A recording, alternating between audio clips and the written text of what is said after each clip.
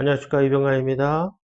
어, 아산탕정 점포주택하고 근생, 주차장 용지를 어떻게 활용할 건지에 대해서 한번 말씀을 나눠보려고 해요. 아산탕정 같은 경우는 이제 6월 15일 날 한번 LH 입찰로 나왔었고요. 토지 소유하신 분도 있고, 그 다음에, 지금 이제 건축을 고민하신 분들도 있겠죠. 그래서 일단 제일 먼저 R2 쪽에 있는 D2죠. 그 땅들, 대지 나온 것들, 요거를 이제 한번 보려고 해요.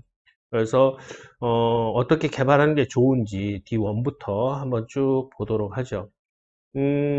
일단은 이제 D1의 위치는 아산 탕정에서 약간 좀 위쪽에 있어요. 그래서 D1 쪽하고 그 다음에 D2 쪽하고 요것들을 이제 같이 검토를 해 보도록 하고요.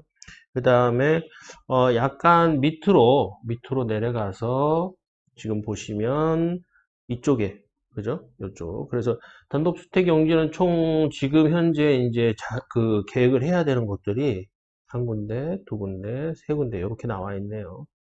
요것들을 이제 어떻게 꾸미고 어떻게 진행해야 되는지에 대해서 한번 말씀을 나눠보려고 해요. 제일 먼저 이제 D1, D2 쪽 한번 보고요. 그 다음에 D4 쪽도 한번 보도록 하죠. 일단 D1 쪽하고 D2 쪽을 이제 분석을 전문적으로 해볼게요. D1, D2는 이제 같이 이렇게 묶여져 있는 땅인데요. 일단 여기서 이제 포인트를 잡아야 되는 것들이 있습니다. 일조권 방향이 이제 남쪽이다라는 건 이제 정남 일조권을 받는다는 뜻이에요. 그래서 이제 정남 일조권에서 좀 완화되게 계획을 할 수 있는 위치들이 표시를 할 수 있겠고요.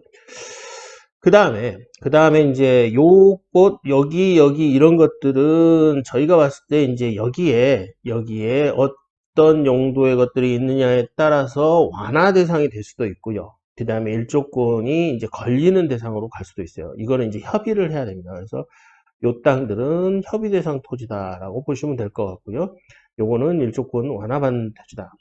일단 건물이 일조권을 완화받는다는 뜻은 건물이 이제 반듯하게 올라가는 거예요. 그죠? 1층, 2층, 3층이 반드시 올라가는 거고 1층, 2층, 3층이 반드시 올라가는 거고 일조권을 받는다라는 뜻은 건물이 이제 반드시 올라가지를 못해요. 아니면 낮게 올라가야 돼요. 그렇게 해서 이쪽에서부터 여기까지 높이가 9m 이하로 하든지 아니면 이제 뭐 2층 높이를 9m 이하로 하고 나머지를 뭐 깎든지 이렇게 뭐 이렇게 짓든지 아니면 반드시 짓고 싶으면 9m를 하든지 이런 차이거든요. 그래서 요게 이제 활용도에서 상가의 활용도를 어떻게 하느냐에 따라서 좀 달라지는 거기 때문에 이거는 일조 사선이 어떻게 잡히는지 안 잡히는지는 꼭 한번 확인을 해 봐야 되는 것이다. 알고 계시면 될 것 같고요. 그 다음에 내용을 보시면 D1 쪽에서 이제 아무래도 요쪽에 녹지가 이제 걸려요. 그래서 앞쪽에 이제 요런 녹지들이나 이제 보행자 도로든 요런 공지가 있었을 때 상가 전면을 이쪽으로 둘 거냐 아니면 요쪽으로 둘 거냐를 고민을 해야 되겠죠. 그렇죠? 요거 이제 중요한 포인트입니다. 상가 전면을 어느 쪽으로 볼 거냐 이것도 고민해야 되는 부분이고요. 그 다음에 이제 D2 쪽 보면 이제 요 이 아래쪽이 이제 지금 그 뭡니까? 근생부지로 연결이 되는 거거든요. 그래서 요런 부분과 연계 동선 어떻게 볼 거고, 특히 이제 요 대지 두 개는 인면 계획을 잘해야, 어디 인면, 그러니까 오른쪽이냐, 왼쪽이냐, 요 인면 계획을 잘해야만 계획이 활성화됐다라는 거 알고 계시면서 진행하셔야 될 것 같습니다. 토지들은 지금 보면 확정 면적이 약 한 300평방미터. 그러니까 거의 대부분 90평이 넘죠. 그리고 이제 60에 150에 3층이니까요. 그거 맞춰서 이제 계획을 좀 잡아야 될 것 같습니다. D4 쪽에서 이제 토지가 하나 나왔어요. 이것도 이제 그 뭐 소유하고 있으신 분은 고민이 많으시겠지만 D4는 이제 어떻게 활용하느냐에 따라서 이제 토지의 활용도가 좀 틀려집니다. 여기도 뭐 90평 이상인 곳이고요. 그 다음에 형태로 봤을 때 일단 일조 방향이 이쪽으로 이렇게 약간 걸리거든요. 그래서 건물을 이렇게 놔야 되죠. 그러니까 예를 들면 지금 일조 방향이 이쪽으로 제한을 받고 있는 곳이기 때문에 건물을 이렇게 놓고 그 다음에 이제 이쪽으로 차량 진출입이 되게.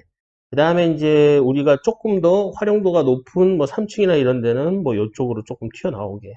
이렇게 계획을 하는 게 좀 필요하겠다. 알고 계시면 될 것 같고, 차량 진출입이라든가, 그 다음에 이제 주차 배열은 저희가 봤을 때 이제 주차 대수가 위에 3가구, 그 다음에 이제 밑에 상가, 그러면 최소 4대에서 그 다음에 5대 정도 해야 되거든요. 이 앞에 전면 길이가 약 한 16m 정도 나오면 5대 배열하는데 크게 문제는 없어요. 로스가 예를 들어서 뭐 한 4에서 5평 정도 로스가 일어나고요. 요게 이제 16m 이하로 떨어졌을 때와 이상으로 되어 있을 때 이제 요거는 고민 좀 해야 돼요. 그래서 16에서 17m 정도, 뭐 넉넉 잡고 17m 이상만 되면 큰 문제는 없으나, 만약에 이제 17m 이하다. 그렇다면 요거는 반드시 특화 설계를 진행해야 된다.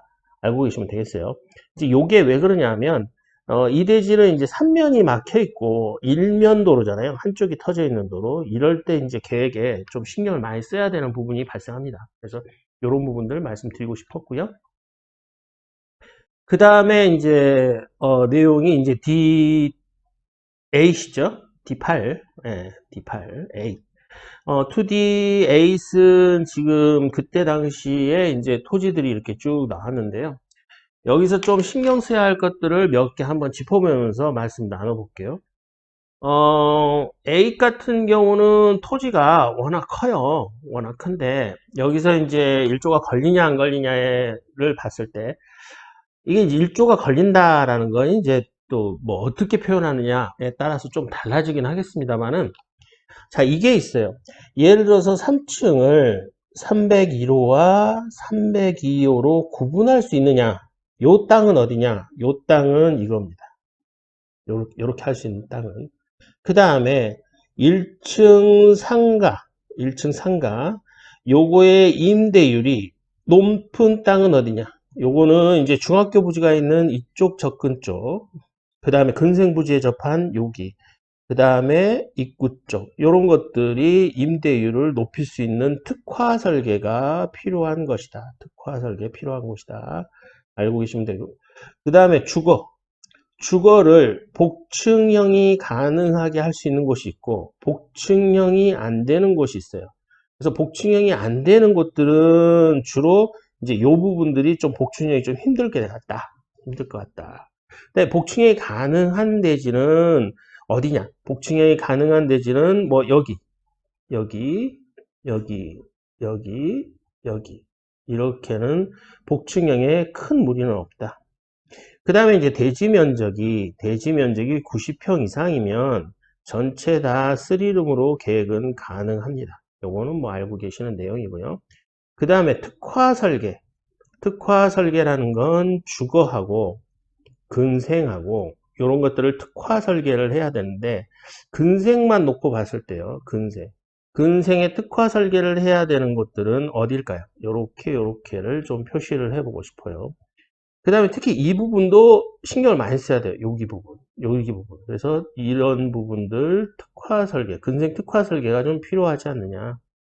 그죠? 이런 데는 특화 설계가 필요하다. 그 다음에 주거에 대해서 또 특화 설계가 필요한 것은 여기 있죠. 1의 6은 특화 설계가 좀 필요하겠다. 그래서 디자인을 어떻게 하느냐에 따라서 주거에 대한 임대율이 바뀌어요. 그래서 임대율을 최대한 높여야 되는데, 이제 주차 빌딩이 들어서는 곳과 일단 여기는 차폐가 필요하고요. 소음이 전달되니까. 그 다음에 이 부분도 차폐를 좀 신경을 써야 되는 부분입니다. 그 다음에 조망과 향으로 놓고 봤을 때, 일단 남향으로 형태가 지금 요런 땅들이 이제 남향 배열이고요. 그 다음에 북향 배열에서 동향 배열이 이쪽이죠. 요렇게. 그 다음에 이제 서양 배열이 요렇게 되는 거죠. 서양 배열. 네, 요런 것들. 이게 이제 주거의 위치별로 향을 좀 신경 써야 되는 부분에 대한 해석입니다.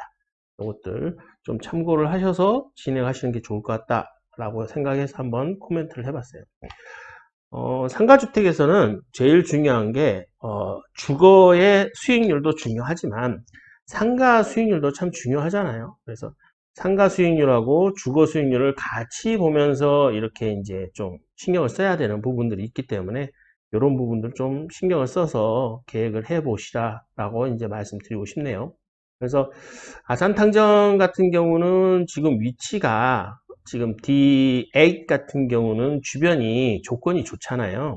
그다음에 근생부지도 가까이 있고 그렇게 해서 지금 이제 고등학교라든가 이런 것들이 주변에 있기 때문에 조금만 신경 써서 계획을 한다면 아주 양호한 동선을 확보할 수 있어요.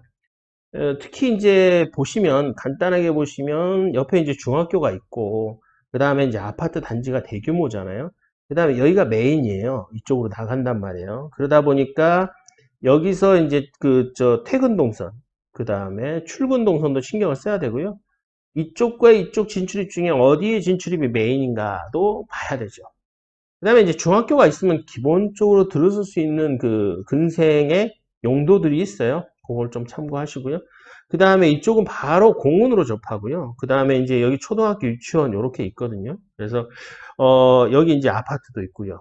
그 다음에 이제 기존 아파트, 그 다음에 이쪽에 이제 준주거 단지가 이렇게 형성되니까 요것들 감안해서 계획을 하시면 D8 같은 경우, D8 요거 좀 활용도 높은 계획안이 만들어질 것 같다라는 예상을 합니다. 이렇게 해서 여러분들께서 이제 궁금하신 거, 그 다음에 이제 고민하시는 부분들 어떻게 디자인할 건가 이런 게 궁금하시면 아산 탕정을 저희가 전문적으로 실행을 쭉 해왔고 그 다음에 설계 시공 궁금하신 거 무엇이든지 전화만 하신다면 한번 성의를 다해서 여러분과 한번 토의를 하면서 해결해 나가는 이런 시간을 가지려고 합니다. 아산탕정 상가주택 내용을 한번 쭉 봤고요. 주로 이제 저희가 이번에 본 거는 D1, D2, D8 이렇게 3블록, 3개 블록에 있는 상가주택들에 대해서 한번 검토를 해봤네요. 여러분들이 멋진 건축물이 완성될 수 있고 수익률 높은 상가주택이 만들어질 수 있도록 최선을 다하는 엘성건축사 사무소가 되도록 노력하겠습니다. 감사합니다.